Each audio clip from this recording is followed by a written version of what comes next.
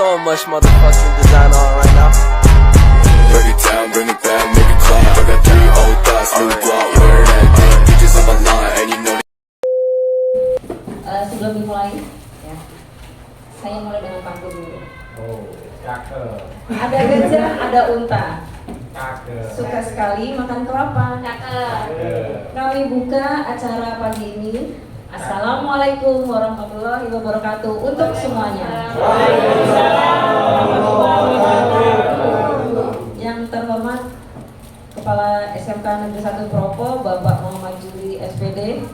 Yang kami hormati Bapak Waka, Bapak Waka, dan Bapak Ibu guru sekalian yang saya hormati. Alhamdulillah segala puji kehadirat Allah Subhanahu wa taala, berkat rahmat serta hidayahnya kita diberi sempat dan sehat untuk menghadiri undangan khusus pada hari ini, yaitu diseminasi budaya positif oleh Bapak Ardiansyah MPD. Salawat serta salam semoga selalu tercurah limpahkan pada Nabi besar Muhammad Sallallahu Alaihi Wasallam, keluarga, sahabat, dan orang-orang yang istiqomah di jalan Islam. Baiklah, seperti yang disampaikan pada pengumuman yang sebelumnya, gitu ya, acara ini sebenarnya banyak sekali manfaatnya untuk kita. Pak Ardi memang menyarankan untuk bisa mengundang semua guru-guru, jadi biar semua guru-guru juga tahu apa yang ingin disampaikan, materi yang terdapat di program guru penggerak. Jadi harapannya dengan materi ini, jadi guru-guru merasa excited dan bisa mengikuti guru penggerak angkatan 11 karena sudah mulai dibuka ya Pak. Oke. Baik, untuk menyingkat waktu biar gak lama-lama, pada hari ini marilah kita buka acara ini dengan membaca basmalah. Bismillahirrahmanirrahim.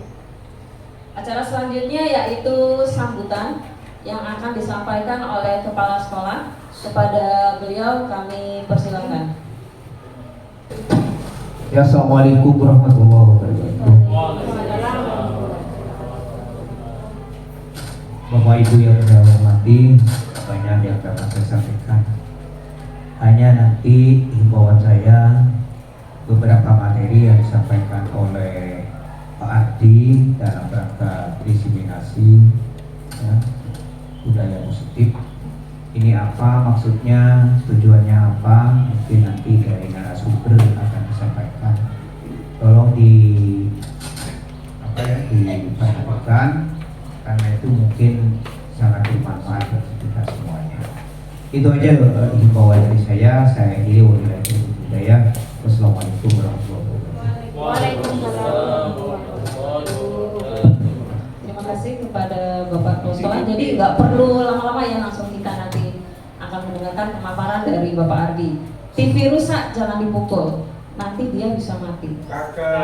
Karena semua sudah berkumpul, dipersilakan Pak Ardi mulai presentasi.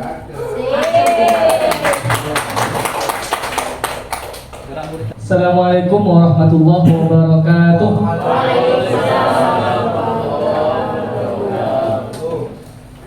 Yang saya hormati Kepala Sekolah SMKN 1 Propo Bapak Muhammad Juri, yang saya hormati para waka di SMKN 1 Propo, Bapak Ibu guru yang telah berkenan hadir mengikuti acara diseminasi pada pagi hari ini juga yang saya hormati.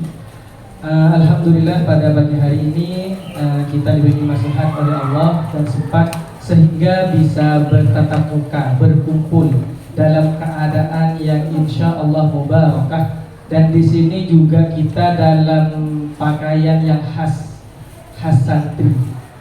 Jadi salawatullah wassalamuhu semoga tercurah limpahkan kepada Nabi kita Nabi Muhammad sallallahu alaihi wasallam yang telah mengangkis kita dari alam jahiliyah menuju alam Islamiyah, Nabi yang selalu optimis, tidak pernah pesimis, dan juga seperti yang kita rasakan pada pagi hari ini. Sebelum saya masuk, Bapak Ibu semangat pagi semuanya kan? Masih semangat pagi? Alhamdulillah masih semangat pagi. Baik, mohon izin kepada Bapak Ibu guru di sini. Saya dalam rangka diseminasi budaya positif. Yang mungkin karena di sini Bapak Ibu guru hebat yang hadir semuanya ini sudah tidak diragukan lagi. Namun sebelum kita masuk ke materi diseminasi ini, saya mau ajak olahraga dulu biar fokus. Olahraganya simple tapi harus fokus. Tidak usah duduk saja. Jadi olahraganya ikuti aba-aba saya. Jadi saya berikan aba-aba. Olahraganya simple tapi harus fokus. Jadi di sini ketika saya bilang botak, maka Bapak Ibu guru memegang kepala. Botak. Ini botak ya. Kalau saya bilang batuk, maka yang dipegang mulut. Ini batuk. Kalau saya bilang batik, maka yang dipegang ini kerah baju. Jadi biar botak, batuk, batik. Nah, botak, batuk, batik harus fokus dan tidak selalu botak kemudian batuk, kemudian batik. Bisa jadi nanti batik, batuk, botak atau batik, batuk, batuk, botak. Bisa jadi seperti itu. Siap? Siap, baik. Percobaan dulu. Ya, biar tidak dua tangan, Pak. Dua tangan. Biasa dulu dua tangan. Kalau satu tangan soalnya saya pegang mic. Jadi botak, batuk, batik. Botak, batuk, batik. Mudah kan? Coba. Ya, coba lagi. Ayo, coba batik, botak, batuk. Botak, batuk, batik, batuk, botak. Coba lebih cepat lagi. Ternyata hebat gurunya ya. Lagi. Ini speednya sudah yang cepat. Siap? Botak, batuk, batik, batuk, botak, batuk, batik, botak. Ya, sudah. Sudah fokus kan? Terima kasih Bapak Ibu, terima kasih. Baiklah, Bapak Ibu guru hebat di sini dalam rangka diseminasi budaya positif. Apa kegiatan kita hari ini? Maka hari ini kita akan berbagi tentang perubahan paradigma belajar, disiplin positif, motivasi perilaku manusia, keyakinan kelas, kebutuhan dasar, posisi kontrol restitusi, dan segitiga restitusi. Mungkin Bapak Ibu guru sudah tidak asing lagi dengan kata-kata ini, atau sudah pernah mendengar sebelumnya tentang perubahan paradigma belajar dan sebagainya. Namun di sini untuk lebih memperkuat kita sharing, berbagi tentang bagaimana tema-tema yang akan kita bahas pada pagi hari. Yang pertama yaitu perubahan paradigma belajar. Pertama saya ingin tanya, Bapak Ibu tahu siapa beliau? Ki Hajar Dewantara. Benar, Ki Hajar Dewantara. Siapa beliau? Beliau seorang Bapak pendidikan. Bapak pendidikan. Mungkin ada yang tahu lagi tanggal lahir beliau. Yang tahu saya tambahkan jajannya.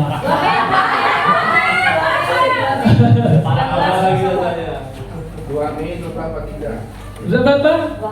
2 Mei tahun 1943. Bapak diberi kesempatan selanjutnya Pak Umar. Memang benar, tanggalnya benar 2 Mei karena kita memperingati Hari Pendidikan. Itu tanggal 2 Mei, tapi tahunnya 1889. Beliau berakhir 1889. Saya lihatnya di Wikipedia. Iya. Di Wikipedia. Iya. Saya juga berarti beliau sudah lama sekali. Mungkin kita kenal beliau adalah orang yang hidup di zaman kolonial. Tapi pemikiran beliau bisa digunakan di zaman milenial. Jadi di zaman sekarang ini kita beracuan pada kurikulum merdeka, beracuan pada filosofi pemikiran tentang pendidikan Ki Hajar Dewantara. Yang pertama, di sini pendidikan menurut beliau adalah tempat persemaian segala benih-benih kebudayaan yang hidup dalam masyarakat kebangsaan. Mungkin selama ini kita mengajar dalam sekolah berpikiran, sebagian kita berpikir, oh sekolah tempatnya belajar pendidikan, kita mentransfer ilmu. Dan ada hal yang mungkin kita juga lupakan, bahwasanya pendidikan itu tidak bisa terlepaskan oleh budaya, kebudayaan. Jadi pendidikan ini tempat bersembahnya benih-benih budaya, merupakan koneksi antara pendidikan dan kebudayaan. Itu harus ada dalam pendidikan. Jadi bagaimana caranya kita kebudayaan yang ada di tempat daerah kita ngajar, seperti halnya di Propo, itu tetap kita ajarkan. Jadi tidak kita semena-mena hanya mengajar, habis itu kita lupa kebudayaan. Karena sejatinya kemerdekaan itu selain kemerdekaan yang sifatnya kemerdekaan bangsa, pendidikan, kemerdekaan kebudayaan. Maka dari itu inti dari filsafat pendidikan di Hajar Dewantara adalah perubahan. Beliau berusaha sejak zaman kolonial, sejak zaman Belanda, dan sampai sekarang yang diinginkan dari pendidikannya adalah perubahan. Apa saja kerangka perubahan Ki Hajar Dewantara dalam pendidikan? Pastinya kita harus menyesuaikan dengan 3 kerangka perubahan Ki Hajar Dewantara. Yang pertama, kodrat keadaan. Yang kedua, asas trikon. Yang ketiga, apa yang berubah? Kodrat keadaan. Kita mengajar di daerah kita, di mana ini? Di Propo ya. Pastinya kita harus menyesuaikan dengan kodrat alam. Anak yang tinggal di daerah pedesaan pasti berbeda dengan yang tinggal di daerah pantai atau kota. Beda dengan daerah pegunungan. Kita tidak memaksakan karena kita berasal dari daerah kota mengajar di daerah pedesaan, terus kita memaksakan bahasa Madura nyecetin budaya-budaya kita agar mereka sama seperti kita. Kita tidak seperti itu. Karena kita menyesuaikan dengan kodrat alam di mana mereka hidup. Anak yang hidup daerah pertanian beda dengan daerah pantai, beda dengan daerah perindustrian, beda semuanya. Begitupun dengan kodrat zaman. Pastinya Propo di zaman sekarang tahun 2023 berbeda dengan tahun 2000 atau tahun 1990, beda sekali. Makanya kita terkadang harus menyesuaikan dengan keadaan ini. Harus sesuai alam dengan zamannya. Jadi kita mengajarkan siswa kita itu harus sesuai dengan kodrat alam dan kodrat zaman. Kemudian asas trikon. Apa kon itu? Kontinuitas, konvergensi, dan konsentris. Kontinuitas itu apa hubungannya? Jadi dalam pendidikan kita harus melakukan dialog kritis tentang sejarah. Dalam bergerak maju ke depan, kita tidak melupa akan akar budaya yang hakiki di masyarakat.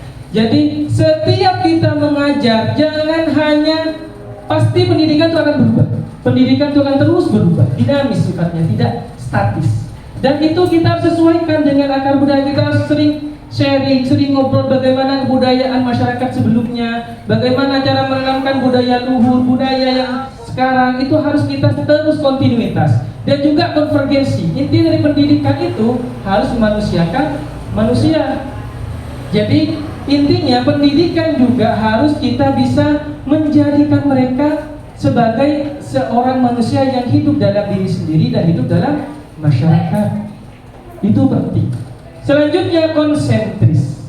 Jadi konsentris di sini bagaimana pendidikan harus menghargai keberagaman dan kemerdekaan pembelajar.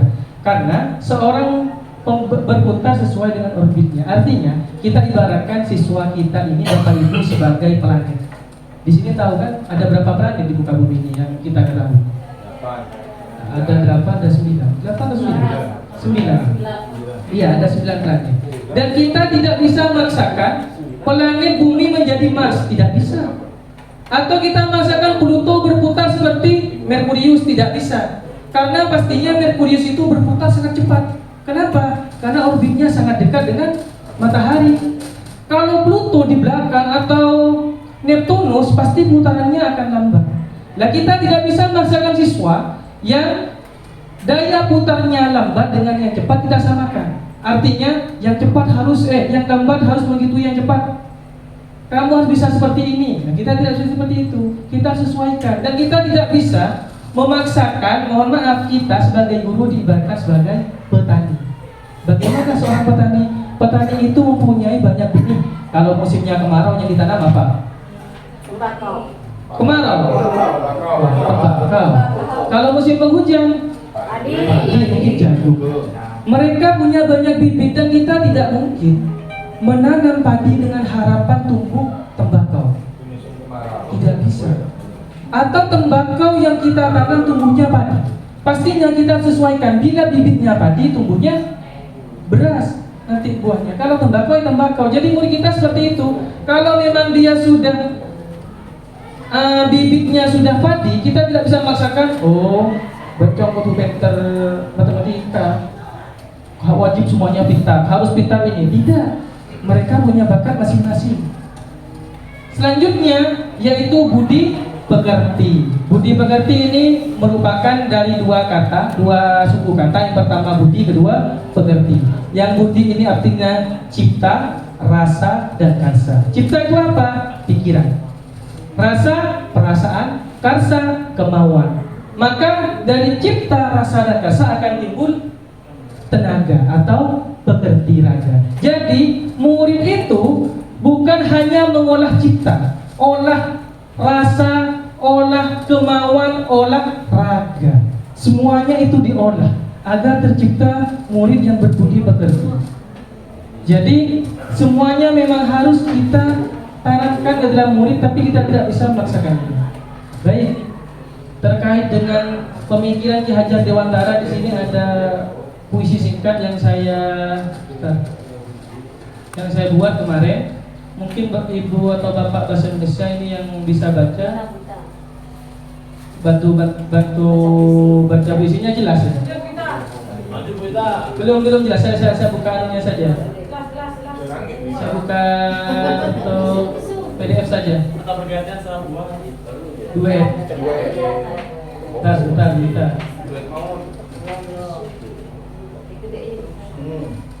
Jelas kan? Mungkin ya. Bait satu saya, bait kedua buat. Ya. Paling 4 bait atau 5 bait? Bener gini. Gak usah pakai mic. Oh iya.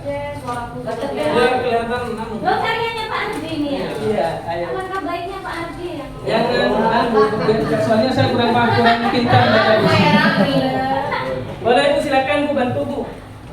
Jadilah potensi, tanamkan budaya. Karya Ardiansa. Maju. Kau makhluk yang unik dalam jiwamu, tertanam potensi yang luar biasa. Tak peduli dianggap kertas kosong ataupun tertulis sama, kau berhak mengisi dengan tinta bakatmu. Pikiran, perasaan, dan kemauan yang akan menimbulkan tenaga, budi pekerti yang akan menampakkan karakter bangsa. Jadilah terdidik dan terpelajar, hidup dan tumbuhlah sesuai kepribadianmu. Belajarlah mengenal potensi diri, lingkungan beradab, dan bergotong royong. Belajarlah mengenal budaya nenek moyang, budaya yang luhur dan dinamis. Sejatinya, pendidik adalah penuntun, menuntun perubahan diri, memberikan teladan dalam keseharian, mendampingi mencapai cita, mengarahkan pada jalan kebahagiaan. Kau adalah generasi hebat, generasi pejuang kemerdekaan nasional, generasi pejuang pendidikan, generasi pejuang kebudayaan. Iya, betul. Terima kasih. Iya, bisa nanti. Jadi di sini untuk mendemonstrasikan pemahaman saya terhadap pemikiran Ki Hajar Dewantara, maka saya ciptakan puisi ini kepada anak didik. Jadi memang anak didik itu adalah generasi hebat, sedangkan kita seorang pendidik hanya penuntun. Namanya juga penuntun, tidak bisa memaksakan. Berapa lama buat puisi? Bisa 1 malam. Selanjutnya disiplin positif. Saya ada pertanyaan, silakan dijawab.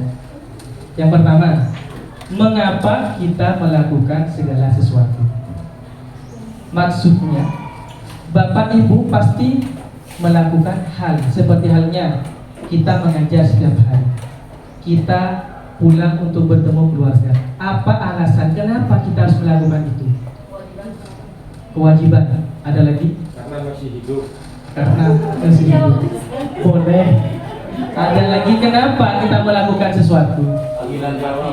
Tanggung jawab, panggilan hati. Karena kebutuhan. Kebutuhan. Iya, pasti kita punya alasan masing-masing melakukan sesuatu dalam hidup kita. Punya tujuan. Tidak mungkin kita melakukan sesuatu berangkat ke pasar nyampe kita bingung. Loh, kok nggak berangkat ke pasar? Nah itu repot. Pastinya kita punya tujuan dulu. Apa tujuan kita melakukan ini? Maka kita beraction kemudian. Lanjut pertanyaan kedua. Saya ingin tanya lagi. Apakah kita melakukan sesuatu karena adanya dorongan dari lingkungan atau karena menghindari ketidaknyamanan? Yang mana itu? Yang mana yang lebih banyak? Dua-duanya.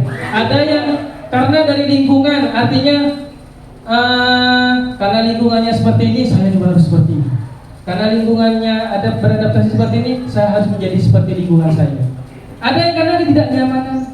Loh, kalau saya nggak seperti mereka, nanti saya dijauhi sama mereka. Iya, nanti saya dihukum, nanti saya khawatir. Pastinya kan, Bapak Ibu pernahkah berpikir seperti itu dalam melakukan sesuatu? Pernah ya? Pernah. Yang pertama. Yang karena dorongan lingkungan atau dari kenyamanan. Kemudian yang ketiga kita berlanjut lagi. Ini sudah hampir masuk. Apa sungguhnya arti dari disiplin itu sendiri? Sepemahaman Bapak Ibu guru semuanya. Apa disiplin yang Bapak Ibu pahami? Silakan Bapak Ibu. Tanggung jawab yang harus dilakukan oleh diri kita sendiri. Jawaban yang sangat tegas dan lugas. Ada lagi mungkin tambahan? Untuk melatih kemandirian. Untuk melatih kemandirian yang dinamakan disiplin. Jadi ada tanggung jawab dan melatih kemandirian. Pertanyaan terakhir, jawab jujur. Apakah penerapan disiplin di sekolah kita telah efektif atau perlu ditinjau kembali? Perlu ditinjau kembali. Perlu ditinjau kembali. Tidak ada masalah memang. Memang kita semuanya pasti ada perubahan. Pasti perubahan. Yang namanya tujuan sukses akan ada tujuan baru. Begitu juga dengan pergerakan kedisiplinan. Sudah disiplin, ada lagi masalah baru. Makanya kita selalu dinamis, bergerak terus. Jadi Ki Hajar Dewantara menyatakan bahwa di mana ada kemerdekaan, di situ harus ada disiplin yang kuat. Sesungguhnya disiplin itu bersifat self-disiplin, yaitu kita sendiri yang mewajibkan kita dengan sekeras-kerasnya. Tetapi itu sama saja, sebab jikalau kita tidak cakap melakukan self-disiplin, wajiblah penguasa lain mendisiplinkan kita. Dan peraturan demikian itulah harus ada dalam suasana merdeka. Artinya apa? Dalam suasana kemerdekaan seperti ini, bukan kita beranggapan katanya kurikulum merdeka, kok masih ada peraturan. Katanya kurikulum merdeka, kok pulangnya malah semakin siang, semakin sore. Ingat, merdeka itu bukan berarti kita lepas dari aturan, tidak. Makanya disiplin itu seperti yang sampaikan Bu Hartini tadi, tanggung jawab diri sendiri. Jadi kita harus munculkan disiplin itu dari dalam diri, karena kita yang ingin menghargai hal-hal yang kebijakan, nilai-nilai kebijakan yang universal, bukan karena hal lain. Namun apabila kedisiplinan itu tidak bisa, maka harus ada penguasa yang mendisiplinkan. Artinya harus ada peraturan di sana. Jadi bagaimana caranya membuat disiplin dari dalam diri? Jika memang belum tercipta, kita buat aturan. Kita buat agar mereka disiplin juga. Merdeka di sini kata Ki Hajar Dewantara itu bahasa Jawa. Saya tidak tahu bahasa apa. Merdeka itu jarwanya orang ngelepasin pangling merdiko. Ini uga kuat kuasa mandiri priyangga. Saya bacanya dulu saja. Pak Sigit atau Pak Febri yang. Jadi merdeka itu artinya tidak hanya terlepas dari perintah, tapi juga cakap buat memerintah diri sendiri. Jadi sebelum kita membuat perintah kepada orang lain, kita harus lebih cakap membuat perintah kepada diri kita sendiri. Biasakan dalam bahasa Islamnya ibda binafsi, mulailah dari diri sendiri. Maka kita akan mudah untuk membuat orang lain melakukannya. Di situ merdeka. Sedangkan pandangan Diane Gosen dalam bukunya Restructuring School Discipline tahun 2001, disiplin katanya dari disiplina, artinya belajar, atau dari disiplin, artinya murid. Jadi pastinya murid untuk belajar paham betul bahwasanya alasan mereka belajar. Dengan kata lain, seorang yang memiliki disiplin berarti mereka bertanggung jawab apa yang dilakukannya karena mereka mendasarkan tindakan mereka pada nilai kebajikan universal. Jadi orang yang disiplin itu ada nilai yang mereka pertahankan. Pasti ada nilai yang mereka pertahankan. Bagaimana nilai-nilai kebajikan itu? Apakah Bapak Ibu paham kan nilai kebajikan universal? Nilai kebajikan universal ini berarti nilai kebajikan yang disepakati bersama, lepas dari suku, bangsa, agama, bahasa maupun latar belakang. Jadi universal tidak berat sebelah, sifatnya objektif, bukan subjektif. Semuanya bisa. Di sini ada saya sematkan beberapa nilai-nilai kebajikan universal seperti halnya peduli, rajin, rasa hormat, dan juga mungkin yang paling sering harus kita tujuan dari pendidikan kita seperti halnya profil pelajar Pancasila. Itu juga di sana ada nilai-nilai kebajikan universal. Tapi di sini saya sebutkan dalam bentuk banyaknya agar bisa dijadikan acuan. Jadi inilah nilai-nilai kebajikan yang kita pegang dalam mendisiplinkan diri. Kemudian saya ingin bertanya lagi, refleksi mandiri. Sebagai seorang pendidik, saat Anda perlu hadir ke sebuah pelatihan, contoh ada pelatihan, motivasi, apakah yang mendasari tindakan Anda? Yang pertama, apakah Anda hadir karena tidak ingin ditegur oleh pihak panitia atau kepala sekolah dan mendapatkan surat teguran atau menghindari ketidaknyamanan, atau Anda ingin dilihat dan dipuji oleh lingkungan Anda atau mendapat penghargaan sebagai guru berprestasi, atau Anda ingin menjadi pembelajar sepanjang hayat, menjadi orang yang berusaha dan bertanggung jawab serta menghargai diri Anda sendiri sebagai teladan bagi murid-murid, guru serta lingkungan Anda. Manakah motivasi yang paling kuat mendasari tindakan Anda? Yang ketiga. Yang dari tiga motivasi, yang pertama karena tidak ingin ditegur oleh kepala sekolah, yang kedua karena ingin dipuji oleh guru-guru yang lain, yang ketiga karena menghargai diri sendiri. Manakah yang lebih kuat motivasi ketika kita menghadiri pelatihan? Yang ketiga ya, pastinya saya yakin Bapak Ibu guru di Psika Propo ini yang ketiga, karena menghargai diri sendiri. Karena yang ketiga itulah yang dinamakan self disiplin, disiplin dari dalam diri. Di sini self disiplin ini karena ada motivasi perilaku. Motivasi perilaku manusia yang pertama ada untuk menghindari ketidaknyamanan atau hukuman.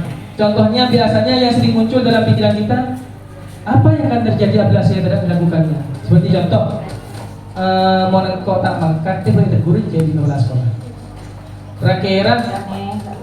Kira-kira kalau saya tidak berangkat, tidak diketahui tidak sama orang lain, itu namanya motivasi eksternal. Ada juga motivasi eksternal yang kedua, yaitu mendapatkan imbalan dari orang lain. Apa yang akan saya dapatkan apabila saya melakukannya? Pasti terkadang kita melakukan sesuatu yang ditanyakan setelahnya. Kira-kira kalau saya hadir ke tempat ini, apa yang akan saya dapatkan? Pasti ada. Itu namanya motivasi eksternal. Bedanya yang terakhir yaitu motivasi internal. Saya akan menjadi orang seperti apa bila saya melakukan. Jadi yang kita pikirkan, kok mau makan, engkau berlaku orang yang ada depan. Setelah kita belajar ini, saya akan berubah di mananya. Jadi itulah yang kita inginkan. Begitu juga dengan murid. Yang kita inginkan murid itu adalah motivasi internalnya. Di sini ada studi kasus. Silakan Bapak Ibu guru baca. Contohnya, Iva kurang menguasai pelajaran matematika, sehingga pada saat pelajaran tersebut berlangsung dia lebih banyak berdiam karena tidak paham atau menggambar buku pelajarannya. Pada saat guru matematikanya Pak Seno menanyakan pertanyaan, Iva menjadi gugup dan tak bukan IFA ini Bu. Sini. IFA menjadi gugup dan tak sengaja menjatuhkan tasnya dari kursi, ngipek, serta tiba-tiba menjadi gagap. Setelah gugup gagap, pada saat berupaya menjawab. Seluruh kelas pun tertawa melihat perilaku IFA yang berbicara tergagap dan terkejut tersebut. Pak Seno pada saat itu membiarkan teman-teman IFA menertawakan IFA yang tergagap dan malu luar biasa. Dan malahan minta IFA untuk maju ke depan dan berdiri di depan kelas sambil menunjuk hidungnya karena tidak bisa menjawab pertanyaan Pak Seno. Kelas makin gaduh dan anak-anak pun tertawa melihat IFA di depan kelas memegang ujung hidungnya. Yang pertanyaannya, yang pertama, apakah Anda setuju dengan tindakan Pak Seno terhadap IFA? Tidak setuju. Setuju. Mengapa kalau setuju? Buat gerak. Biar IFA-nya jerah ya. Jadi sudah diketahui sama teman-temannya suruh maju untuk hidung biar tambah jerah gitu. Ya, yang tidak setuju ada kenapa Bu? Karena sudah mental. Mental. Iya, Mental. Bu, Bu, tidak kenapa? Diskriminasi pada siswa. Diskriminasi pada siswa. Pak Rahman tadi tidak setuju, kenapa Pak Rahman? Sama dengan kita baru. Oh iya, karena kena mentalnya, itu urusan mental. Jadi menurut bapak-bapak ibu guru ini ada berbeda pendapat maklum.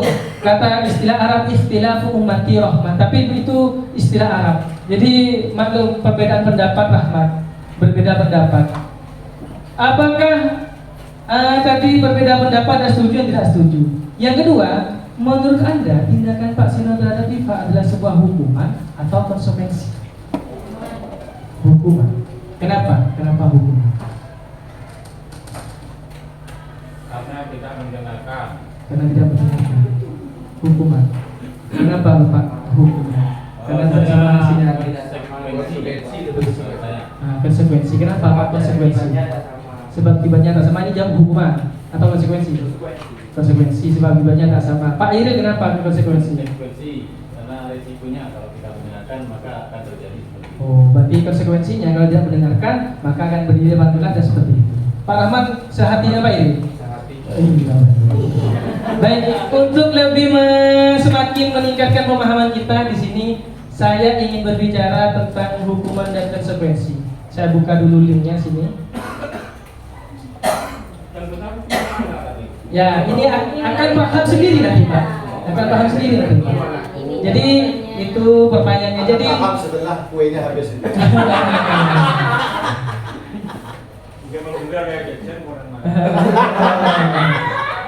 Bapak Ibu, ini biar kita akhirnya paham juga. Ini ada beberapa kuis. Itu tentukan apakah ini hukuman atau konsekuensi. Kita sepakati bersama. Yang pertama, mencatat 100 kali dalam buku kalimat saya tidak akan terlambat lagi karena terlambat sekolah. Hukuman atau pilih hukuman atau sanksi. Sanksi sebut konsekuensi sama. Konsekuensi itu ya. Coba kita cek. Kita cek yang konsekuensi. Benar. Kalau centang berarti benar. Yang kedua, lari mengelilingi lapangan basket 2 kali karena terlambat hadir ke sekolah. Kita cek dulu. Kita cek dulu. Saya lihat soal terbanyak. Ya, hukuman. Yang selanjutnya, membersihkan coretan yang dibuatnya di meja tulis. Kita cek lagi, cek dan dicek. Ternyata benar. Lanjut lagi. Murid diminta untuk push up 15 kali karena tidak menggunakan masker. Apa? Hukuman yang benar. Selanjutnya, menggantikan kertas tugas teman yang telah dicoret-coret. Ganti rugi ya. Selanjutnya, berjemur di lapangan basket pukul 12 siang dengan mengumpul dengan teman. Konsekuensi atau hukuman? Siapa di mana? Oke lah, coba hukuman dulu. Oh, ternyata hukuman yang benar. Selanjutnya, murid diminta bertelanjang kaki sepanjang hari karena tidak menggunakan sepatu warna hitam setelah sekolah.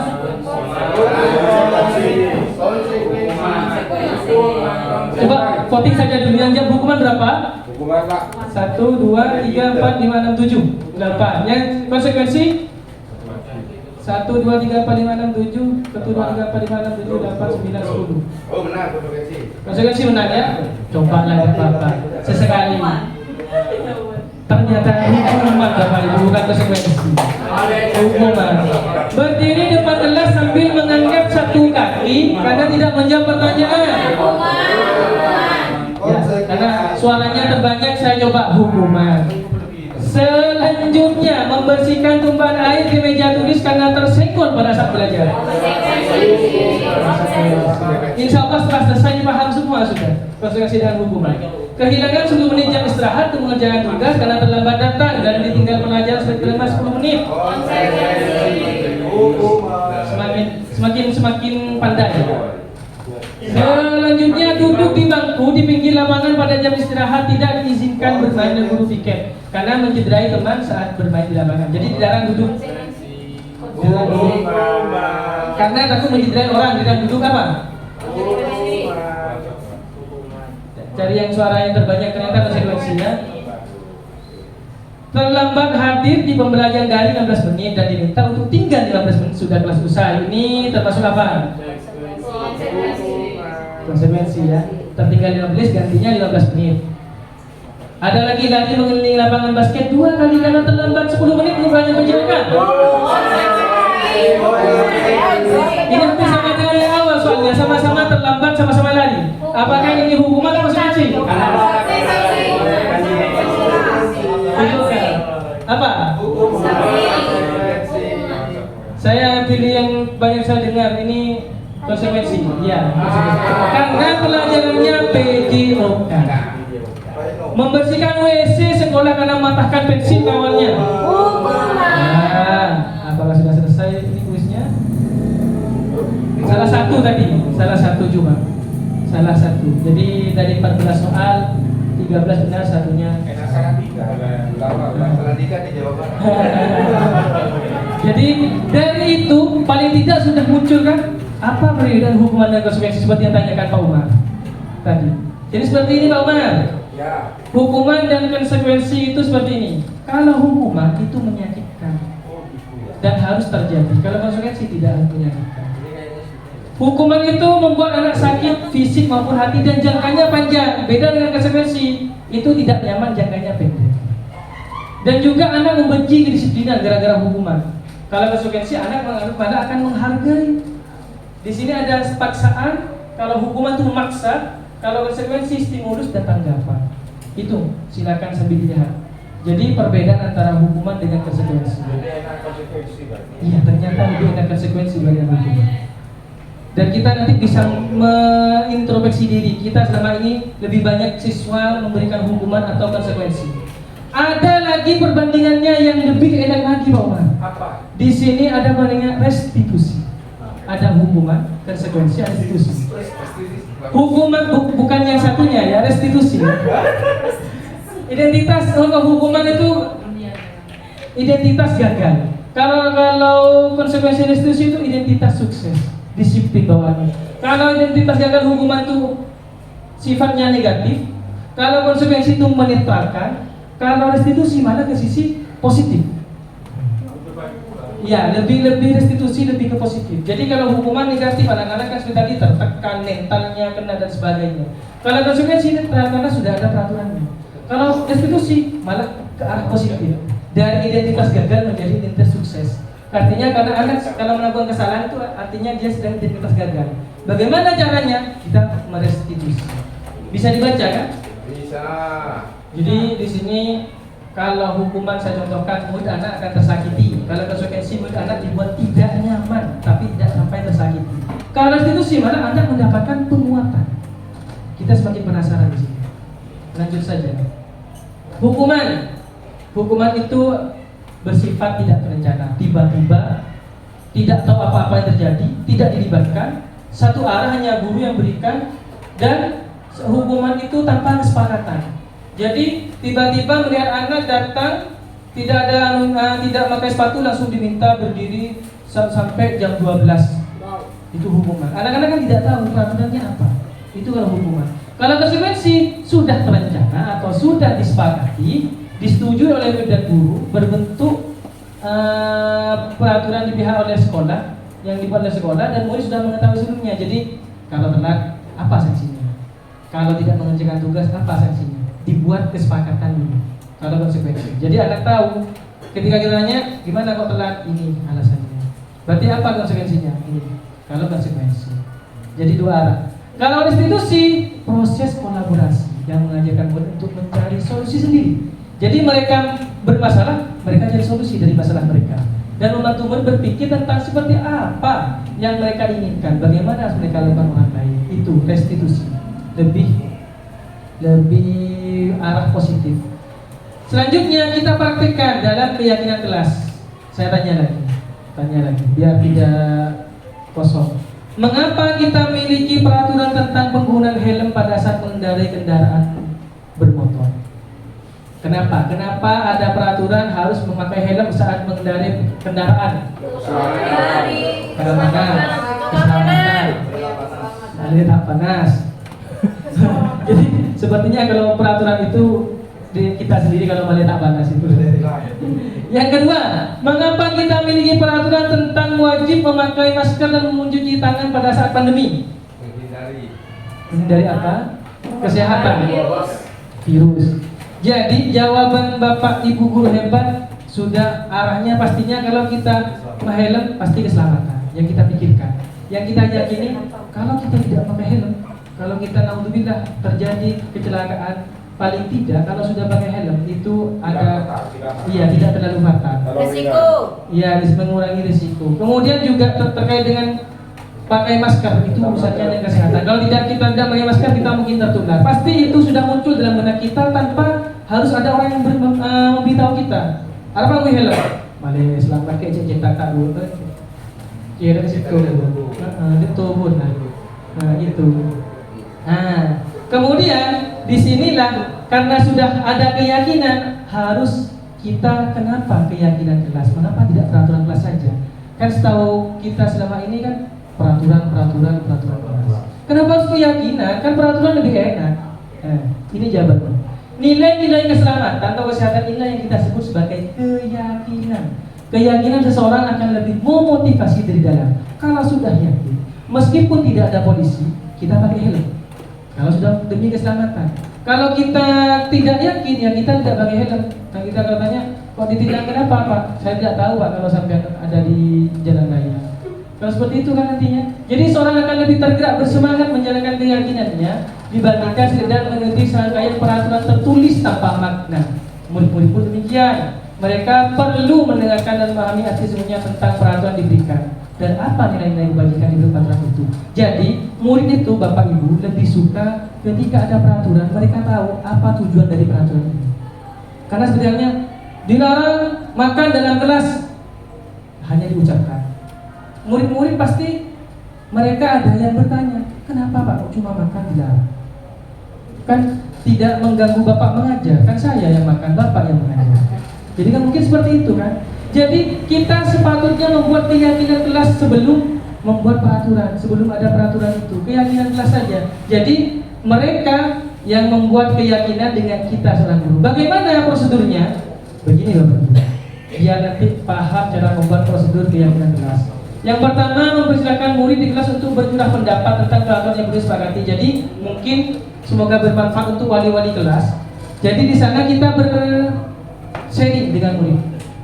Kira-kira apa menurut kalian pendapat kalian tentang keyakinan atau peraturan yang ada di kelas ini? Apa yang harus dikerjakan oleh murid? Itu pertama, kita sharing dulu. Kemudian mencatat semua masukan murid di papan tulis, di mana semua anggota kelas bisa terlihat hasil curahnya. Terus kemudian seperti ini kita tulis, saya harus datang sebelum bel. Saya harus duduk dalam kelas, tidak boleh berbicara. Itu. Kemudian susun keyakinan kelas, gantilah kalimat-kalimat dalam bentuk negatif menjadi positif. Contoh, jangan berlari di kelas, menjadi berjalanlah di kelas. Jangan tidur di kelas, menjadi aktif menyimak, seperti itu. Bukan istirahat nanti tidur. Setelah hasilnya seperti itu, tinjau kembali curah pendapat yang sudah dicatat. Bagaimana? Apakah sudah sesuai semuanya? Karena ini harus semua kalau keyakinan kelas. Bukan hanya satu orang yang paling pintar, yang ranking satu ditanya terus, apa menurut kamu? Yang lainnya dia. Itu bukan keyakinan kelas, keyakinan perorangan. Kalau keyakinan kelas semuanya. Setelah keyakinan dibuat, kemudian didekatkan di dinding gelas agar bisa dilihat semuanya. Contoh, saya contohkan keyakinan gelas. Tidak usah banyak-banyak Bapak, cukup 7 atau 5. Kalau banyak nanti repot. Ini cuma 5. Contoh, jaga kebersihan ruang kelas kita. Apa kebijakan yang tersimpan dari ini? Jaga kebersihan ruang kelas kita. Nilai apa yang tersimpan, yang terkandung? Menjaga. Iya, maksudnya nilai kebajikan universal, yang kebersihan. Terus mari membantu kapanpun kita bisa. Membantu apa? Peduli, ya peduli. Taruh kembali barang di rak yang tepat. Tanggung jawab. Bicaralah dengan guru jika kamu memiliki masalah. Sopan, terbuka atau menghormati. Mari lakukan yang terbaik. Apa? Optimis, semangat. Jadi mereka ada peraturan, ada nilai yang terkandung di dalamnya. Jadi untuk membuat keyakinan jelas harus ada nilai yang terkandung di dalam keyakinan tersebut. Nah, pastinya Bapak Ibu guru semuanya dalam setiap kegiatan di sekolah itu pasti ada murid yang bermasalah. Apakah di sekolah kita tidak ada murid yang bermasalah? Ada pasti. Ada. Kenapa? Kita pahami dulu kebutuhan dasar dari manusia. Yang pertama, saya juga ingin bertanya lagi biar fokus. Ini ada Ibu Ambar. Siapa Ibu Ambar? Guru wali kelas 2A di SD Pelita. Sedang bingung menghadapi ulah salah satu murid di kelasnya Doni.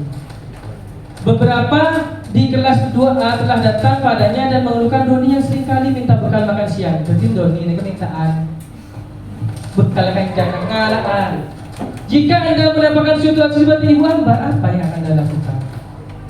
Ayo, menurut Anda kira-kira apa alasan Doni melakukan itu? Doni sering mengambil jatah makanan temannya. Kenapa Doni melakukan seperti itu dan apa alasan Doni? Kira-kira apa? Kenapa? Observasi dulu Pak. Observasi dulu, iya. Terus kenapa? Ditanya dulu kan? Iya. Pastinya kita akan banyak jawaban nanti. Kenapa? Karena kita perlu ditanyakan dulu ke anaknya. Tidak langsung, pengalaman. Jadi angkuh di dalam kelasnya. kenapa Pak? Paling angkuh. Oh, iya, bisa jadi paling angkuh. Ya, semua jawaban memang benar karena ada 5 kebutuhan yang harus kita pahami. Yang pertama, kebutuhan untuk bertahan hidup. Survival. Kebutuhan bersifat fisiologis, sifatnya fisik. Untuk bertahan hidup misalnya kesehatan makanya. Ya, contohnya ketika Doni tanyakan diobservasi oleh Bu Ambar, dia bilang, saya lapar, orang tua saya tidak membawakan bekal makan siang. Nah, pada saat itulah berarti kebutuhan yang ingin Doni penuhi adalah bertahan hidup. Cek dan tuan tak menesango. Laka-lakaan. Jadi itu adalah alasannya. Jadi ketika kita murid kita sering mengambil makanan atau orang, kita tanyakan dulu kenapa alasannya. Bisa jadi dia kebutuhan hidup. Juga yang kedua, rasa kasih sayang atau ingin diterima. Kebutuhan untuk diterima. Ya. Karena dia kadang ingin menerima kasih sayang dari teman-temannya. Contohnya Doni bilang mengambil bekal temannya karena dia merasa senang temannya jadi perhatian. Kalau saya ngambil Pak, saya senang Pak, kan teman-teman nanti perhatian ke saya. Terus melaporkannya pada gurunya, akhirnya gurunya tahu. Kemudian gurunya beritahu orang tuanya tahu. Kemudian semuanya tahu kan Doni diperhatikan. Awalnya Doni tidak diperhatikan. Jadi bisa jadi dia caper juga. Sebenarnya dia kenyang, cuma dia caper. Itu kebutuhan kedua. Kebutuhan ketiga, penguasaan. Ya, seperti apa Ahmad tadi? Jagoan. Ini untuk mencapai suatu. Jadi contohnya Doni bila ditanya, dia merasa hebat karena temannya jadi takut. Mereka biko tenang. Nah, seperti itu semuanya. Dia paling angkuh. Jadi Doni sedang berusaha memenuhi kebutuhan dasarnya akan kekuasaan. Dia ingin menjadi istilah anak SD dulu. Kalau sudah bilang, mohon maaf sama si SD itu cek kancain. Sudah 1 gelas itu. Tidak di apa? Iya, dek kancain, cek kancain. Kalau saya waktu SD kurang tahu kalau zamannya Bapak Ibu. Kalau saya dulu pernah dimusuhi 1 gelas. Karena yang orang yang paling angkuh yang bilang satu kali bilang, yang lainnya ikut. Saya ceknya tidak aku. Lanjut. Ada juga kebebasan. Kebutuhan untuk kemandirian, mengendalikan arah hidup orang lain. Contohnya Doni menjawab, saya bosan Pak dengan bekal makan dibawakan ibunya dari rumah. Karena ibunya suruh makan bekal yang sama. Kemarin tahu tempe, sekarang tahu tempe, besok tahu tempe diolah oseng, diolah lodeh. Jadi Doni bosan. Kalau punya temannya ada yang bukan Doni. Oh, maaf berjangan. Sate tempe. Ya, jadi Doni bosan kan punya temannya kadang ikan tongkol, ikan bukan ikan ya, lauknya ayam. Jadi seperti itu. Jadi dia ingin kebebasan. Mirip boleh.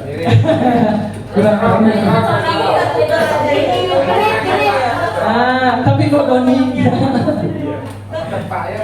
Yang terakhir kesenangan. Karena mencari kesenangan bermain. Bila Doni menjawab, iseng Pak. Karena lihat muka-muka teman saya kalau diambil macam-macam. Ada yang sedih, ada yang malah ketawa.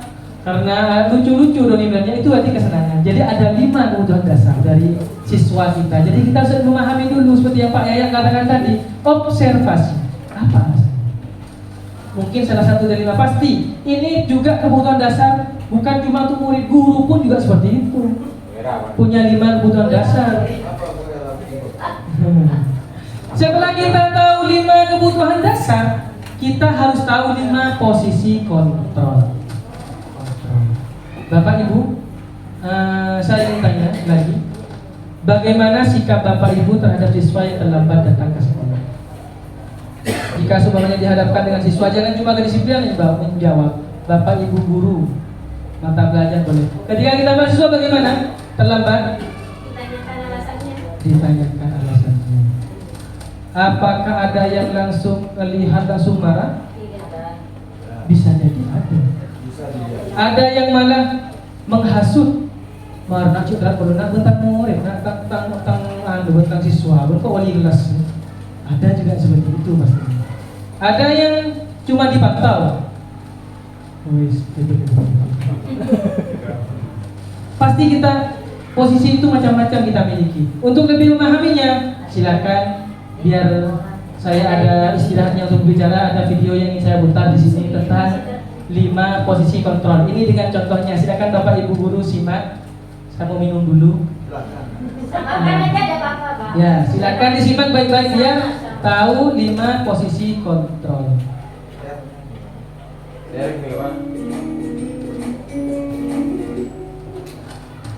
Salam bahagia Ibu dan Bapak guru hebat. Dalam menerapkan disiplin positif restitusi, salah satu program yang dikembangkan adalah 5 posisi kontrol. 5 posisi kontrol dalam restitusi adalah proses perjalanan seorang pendidik agar dapat mengalami dirinya. Pada video kali ini, kita akan membahas tentang 5 posisi kontrol yang dikembangkan oleh Diane Gosser dan contoh penerapannya.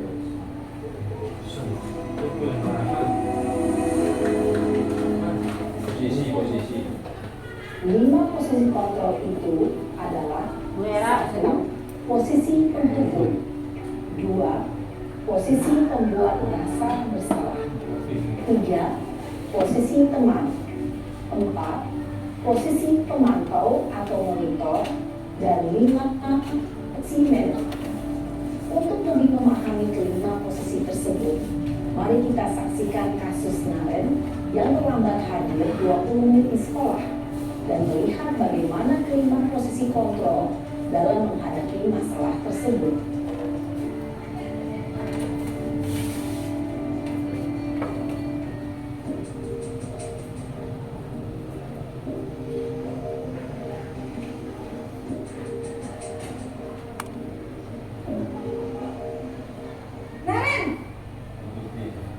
Bututnya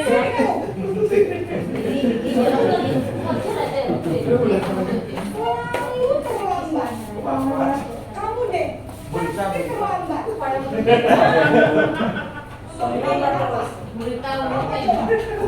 Alasan kamu apa lagi? Kapan sih kamu tidak terlambat? Malas sekali ya kamu jadi anak. Saya Dasar pemalas. Gak kapok-kapok sih kamu. Berapa kelas? Sana, kamu di lapangan basket 2 kali. saya harus pilih lapangan basket, Bu. Kenapa?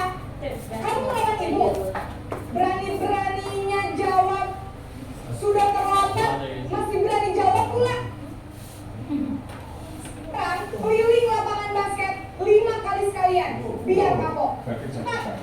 5 kali sekali. Kita ke lapangan basket. Sekali yang 5 kali ini. Posisi pemukul biasanya berbicara dengan nada tinggi, menghardik, menunjuk-nunjuk, menyakiti, dan menyindir. Hukuman bisa berupa fisik maupun psikis. Ibu dan bapak guru hebat. Dampak yang terjadi pada murid ketika guru berada pada posisi penghukum adalah murid cenderung akan memberontak, bahkan menyimpan dendam.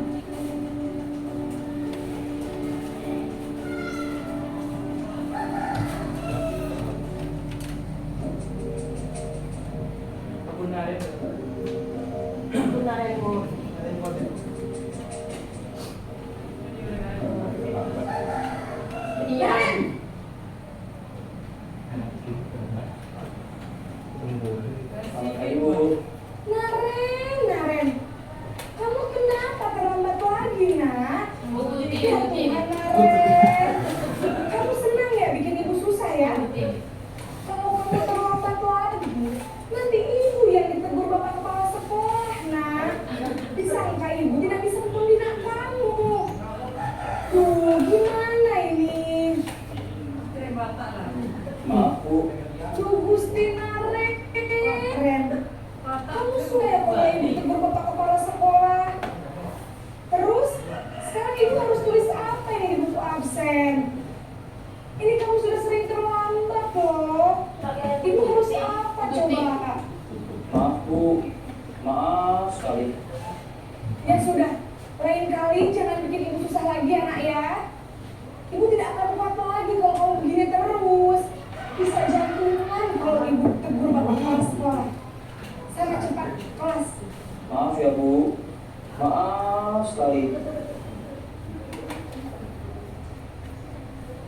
Posisi membuat rasa bersalah berbicara dengan nada tenang, cenderung lembut.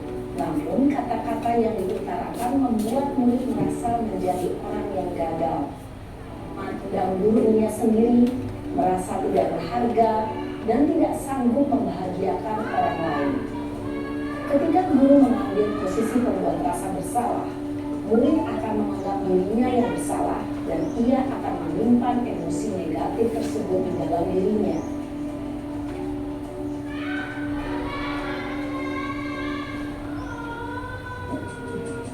Naren!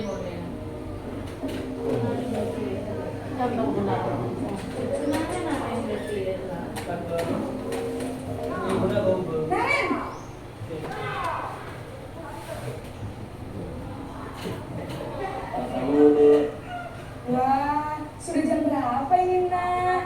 Kalau terlambat lagi, Bu, habis ibu saya membangunkan saya Bu. Kamu malah menyalahkan ibu kamu. Kamu bukannya anak yang larinya paling kencang. Kok terlambat sih? Iya Bu, saya memang kurang bangun tadi. Jadi biarpun saya lari kencang, tetap gak kekejar Bu. Ya sudah sana. Nanti lain kali larinya lebih kencang lagi ya. Biar gak terlambat lagi. Bikin senang ibu. Demi ibu. Bisa kan? Ya Bu. Ya sudah sana masak. Ibu beresin urusan absen. Kamu ini ada raja.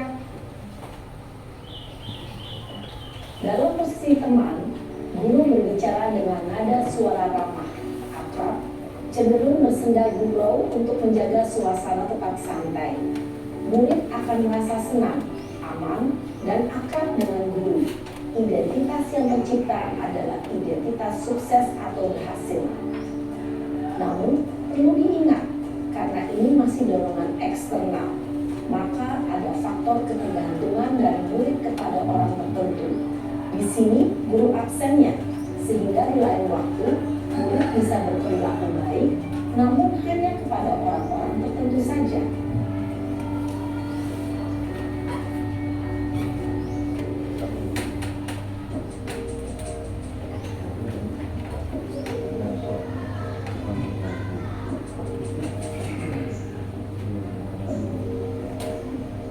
Naren!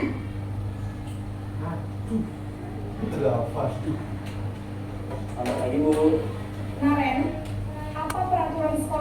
tentang jam berapa kita harus masuk sekolah, nak? Kita harus di sekolah jam 7, Bu. Iya, betul. Sekarang sudah jam 7.20. Naren sudah tahu konsekuensinya jika terlambat hadir? Paham, Bu. Saya harus tinggal kelas pas jam istirahat selama 20 menit. Iya, benar. Konsekuensinya demikian. Jadi nanti jam 9.30 pas istirahat, kamu harus tinggal di kelas, kerjakan tugas tambahan untuk ketertinggalan kamu, ya? Baik, Bu. Posisi pemantau mengandalkan penghitungan atau data untuk mengontrol murid. Guru mengarahkan murid berdasarkan peraturan dan konsekuensi. Seorang pemantau menunjukkan bahasa tubuh dan ekspresi wajah yang datar dan cenderung formal.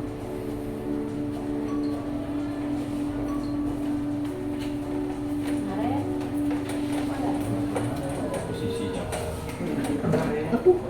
Posisi mungkin.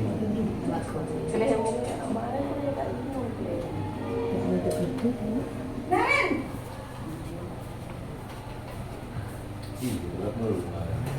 Selamat pagi, Bu.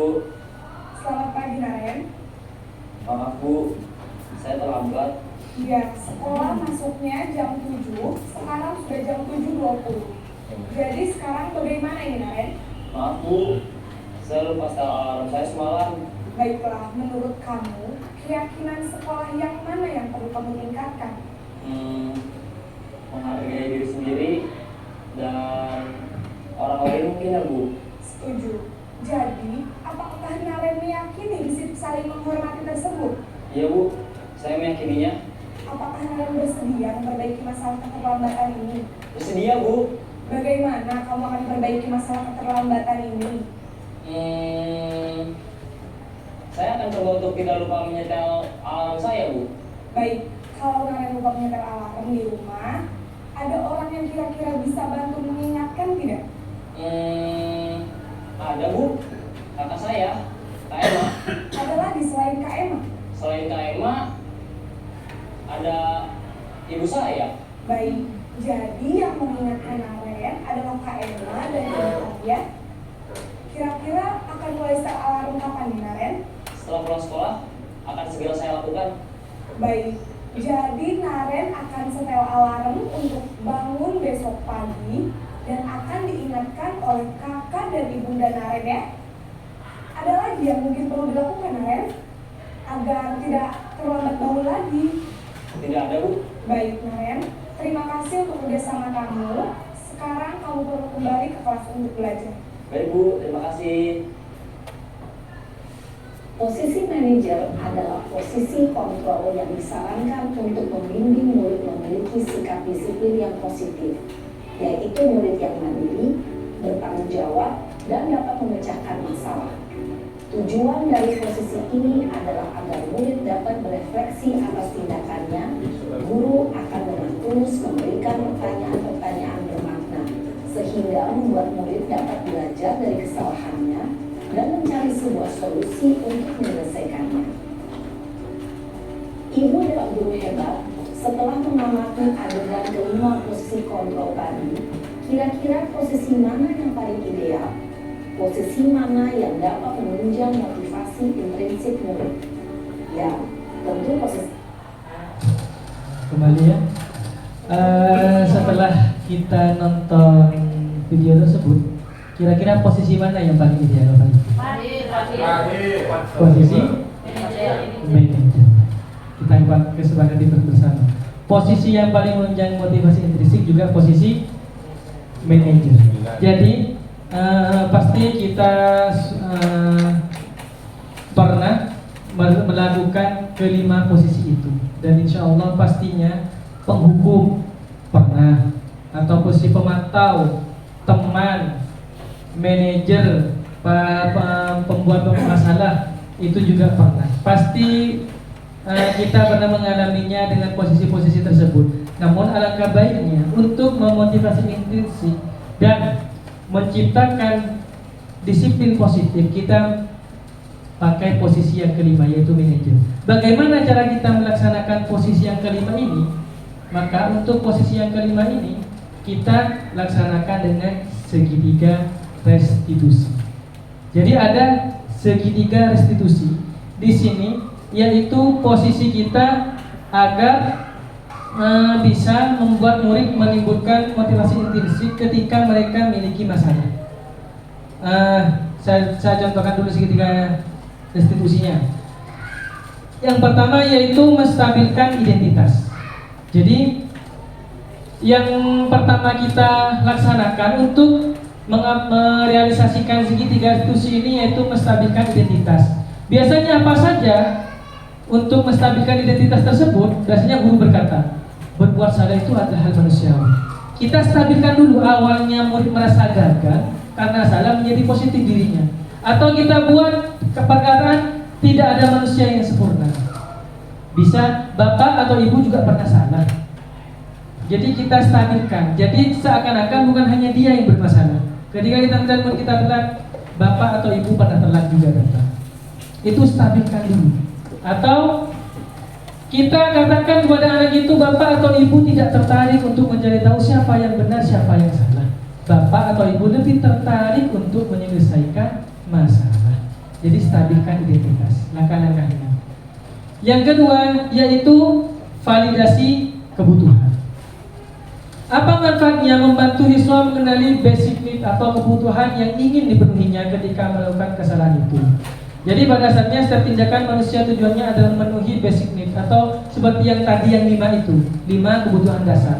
Ketika permasalahan yang muncul sudah stabil, kita tanyakan, kamu bisa saja kan melakukan hal yang lebih buruk tapi kamu tidak melakukannya kan. Contoh, saat ada murid yang diejek oleh temannya, kemudian dia memukul temannya, kita tanyakan pada yang memukul itu, kamu mungkin bisa saja melakukannya lebih dari ini, tapi kamu kan tidak melakukannya. Kamu pasti punya alasan mengapa melakukannya. Pasti dia akan nanti mengungkapkan, mencurahkan kenapa dia harus memukul temannya. Mungkin karena kesal diejek oleh temannya, pasti punya alasan. Bukan berarti yang salah selalu salah seperti itu. Kita harus tanya dulu validasi kebutuhannya. Kemudian kita tanya, maukah kamu belajar cara lain untuk mendapat yang kamu butuhkan tanpa harus memukul? Kan kita tanyakan, ada cara lain kan tanpa harus memukul? Itu, atau apakah kamu bisa melakukan dengan lebih baik besok lagi ketika ada permasalahan. Yang kedua seperti itu. Jadi setelah stabil kita validasi kebutuhannya. Yang terakhir menanyakan keyakinan.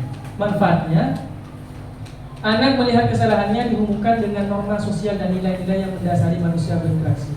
Contoh, apa nilai yang kita percaya di kelas atau sekolah? Kalau sudah ada keyakinan kelas, kamu kan memukul temannya, apakah itu sesuai norma? Apakah itu sesuai dengan keyakinan yang telah disepakati?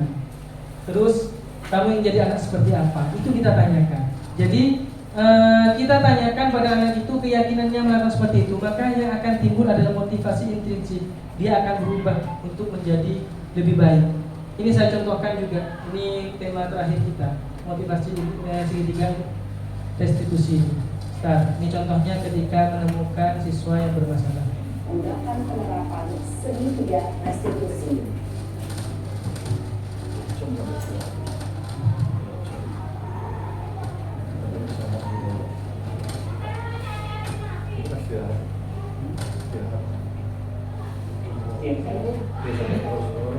Sudah lama dari perusahaan. Kenapa hari ini ada di sini? Kesel pak, kesel banget. Masa aku dikatain tukang fitnah pak? Ya aku marah lah. Aku balik ngatain Eka di depan kelas. Kesel banget. Oh begitu. Ya pasti kamu marah dan kesal. Bapak juga akan marah apabila ada yang menuduh bapak seperti itu. Kemudian pada saat itu kamu melakukan apa? Ya saya langsung ngatain Eka lah pak.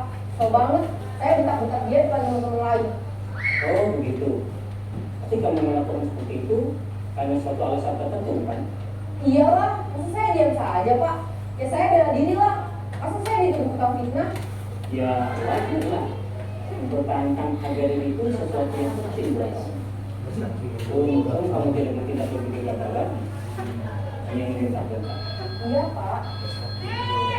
Untung saya masih bersabar dan hanya mengentak saya dapat. Padahal saya pasti bela diri. Ya pasti ya. Tapi kamu memilih untuk tetap bertahan dan bersabar. kamu memilih untuk tidak berbuat lebih parah lagi, bukan? Iya. Nah, sekarang coba kita lihat lagi tindakan kamu yang muntah-muntah Eka di kelas. Tindakan kamu itu kira-kira sesuai dengan keyakinan kelas atau prinsip kamu tidak? Enggak lah Pak, capek Pak jadi kemarin. Jadi keyakinan atau prinsip mana yang kurang sesuai dengan keinginan kamu? Ya, saya sebenarnya sangat menghargai orang lain. Mungkin saat itu saya menjadi emosi, jadi tidak menunjukkan sikap itu. Kamu meyakini tidak? Menghargai orang lain itu penting buat kamu. Yakin lah Pak. Iya, setuju. Kita harus saling menghargai. Namun ada juga keyakinan yang kita sepakati yang perlu kita jalankan apabila kita sedang marah, bukan? Ya, saya bisa lebih proaktif, mulai dengan diri sendiri. Saya bisa jadi lebih bersabar, mengambil waktu juga untuk berpikir mau apa selanjutnya. Kira-kira kamu bersedia memperbaiki masalah ini tidak? Bersedia Pak. Kalau kamu memperbaiki masalah ini, kamu akan menjadi orang seperti apa?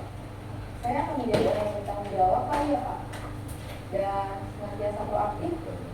Iya. Menurut kamu, bagaimana rasanya menjadi orang seperti itu? Ya nyaman lah, bangga bisa bersabar dan menahan diri. Baiklah kalau begitu. Yuk kita pikirkan bagaimana memperbaiki masalah ini.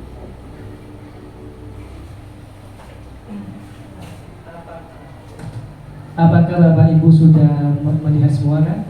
Bagaimana perubahan sikap dari awalnya siswi tersebut merasa gagal, emosi, seperti marah yang sedang berkecamuk. Saat gurunya saja menanyakan dia masih marah.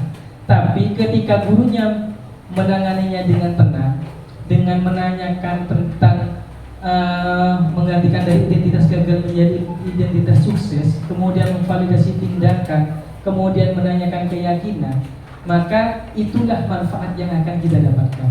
Jadi tidak selamanya ketika sesuatu hal yang urusannya bersifat amarah bisa diselesaikan dengan amarah juga. Jadi dengan tenang kita tanyakan siswa atau murid kita yang bermasalah, kita ubah dulu identitasnya. Jadi yang awalnya mereka merasa gagal melakukan kesalahan, kita beritahu mereka bahwasanya semua manusia pasti pernah melakukan kesalahan. Tapi ketika sudah seperti itu, maka lanjutkan kita dengan menanyakan kenapa alasan mereka melakukan itu, dan terakhir kita tanyakan apakah itu sesuai dengan keyakinan atau norma yang telah kita laksanakan di sekolah ini. Maka insya Allah murid-murid itu akan lebih stabil emosinya. Jadi itu cara untuk mempraktikkan segitiga restitusi. Nah, di sini semuanya adalah termasuk konsep-konsep yang harus kita pahami untuk menciptakan budaya positif dalam sekolah. Mulai dari kita mendisiplinkan positif dulu, kemudian kita harus tahu tentang nilai-nilai kebajikan universal, dan setelah itu maka kita setelah tahu nilai kebajikan universal, kita membuat keyakinan kelas kepada siswa dengan cara bercurah pendapat. Kemudian kita pahami apa kebutuhan yang mereka sedang ingin penuhi, dan kita mendudukkan posisi kita pada 5 posisi kontrol tersebut.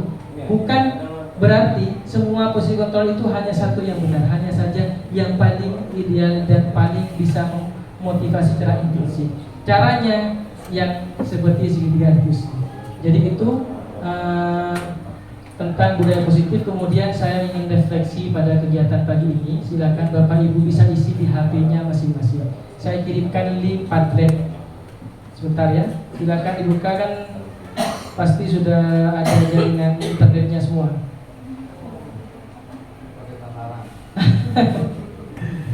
Jadi saya share dulu linknya ini. Kita refleksi bersama. Nanti ada beberapa pertanyaan yang ingin saya refleksi dari kegiatan pagi ini.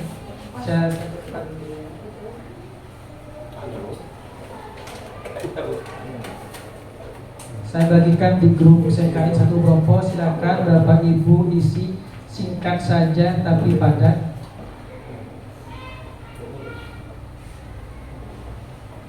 Caranya sebelum sudah masuk ya di grup, Ini saya kasih tahu cara ngisinya. Jadi cara mengisinya di sini Bapak Ibu biasanya lebih baik sebelum mengisi Bapak Ibu klik plus di samping bawah. Kalau di HP ada plus samping bawah itu, klik, kemudian Bapak Ibu pilih titik 3. Bisa dibuka kan? Masih proses ya. Plus di bawah, kemudian pilih titik 3.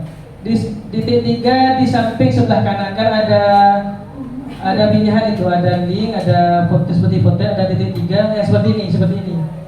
Pilih yang titik 3 itu, kemudian pilih unggah foto media. Jadi Bapak Ibu silakan unggah fotonya masing-masing biar Padlet kita ini keren. Ada foto dari masing-masing orang.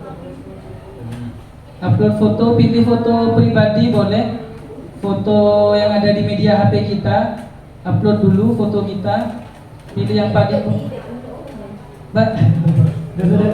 ya titik 3. Kemudian upload, tunggu sampai prosesnya selesai. Tunggu sampai prosesnya 100%. Masa Bu? Ada. Kemudian tunggu jangan dipublish dulu. Subjeknya tulis nama, subjek tulis nama Bapak Ibu. Subjeknya tulis namanya. Subjek tulis nama seperti contoh saya Ardiansa. Kemudian di sini titik 3 saya upload foto. Setelah tulis nama, upload foto, silakan dijawab pertanyaan yang 4 itu. Dijawab di bawahnya subjek, di bawahnya foto. Kan ada tempat menjawab itu, tulis sesuatu yang luar biasa. Yang pertama, soalnya nomor 1, sebutkan 3 hal yang Anda pelajari hari ini. Yang ini jangan publish dulu Bu, tambahkan keterangan. Ada subjek tulis nama, di bawahnya tambah keterangan. Tulis keterangan, ada tulis keterangan di bawah foto ada. Ya, tak tahu saya kalau bahasa Inggris beda dengan bahasa Indonesia. Ya, tulis sesuatu yang fantastis. Yang pertama dijawab, sebutkan 3 hal yang Anda pelajari hari ini. 3 hal saja. Kedua, 2 hal yang Anda ingin kembangkan. Yang ketiga, Sesuatu itu di jawabannya itu. ya, seumpama saya hari ini belajar ini tek tulis. Jawabannya itu. Ya, jawab pertanyaan itu Bu, Pak. Ya, 2 hal yang ingin Anda kembangkan. 1 hal yang tidak dimengerti pada kegiatan hari ini. Seumpamanya kita belajar segitiga institusi apa sebagainya. Jika bisa memberi bintang antara 1 sampai 5, berapa bintang untuk kegiatan hari ini? Pertanyaannya itu ada 4, dijawab. Beri fotonya masing-masing biar keren pamfletnya nanti. Iya, tidak masalah Bu.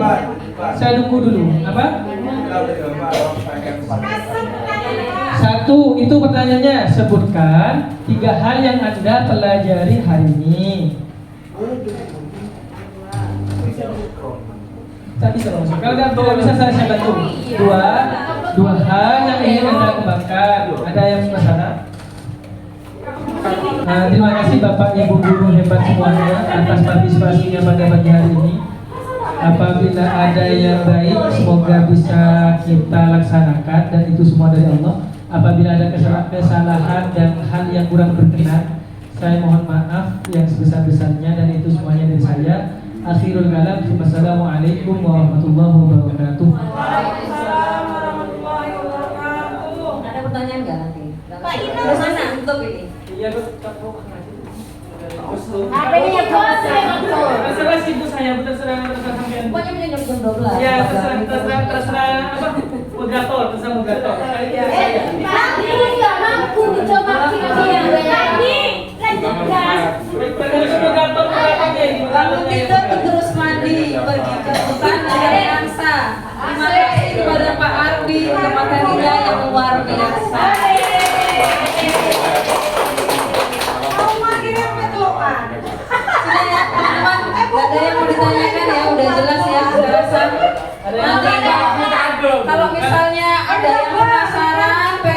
lebih banyak daftar PGP Angkatan 11. Kalau penasaran ikut aja pendidikan guru penggerak ya, Angkatan 11. Oke, mungkin itu aja dari saya. Jika ada salah mohon maaf. Terima kasih untuk waktunya. Assalamualaikum warahmatullahi wabarakatuh. Waalaikumsalam.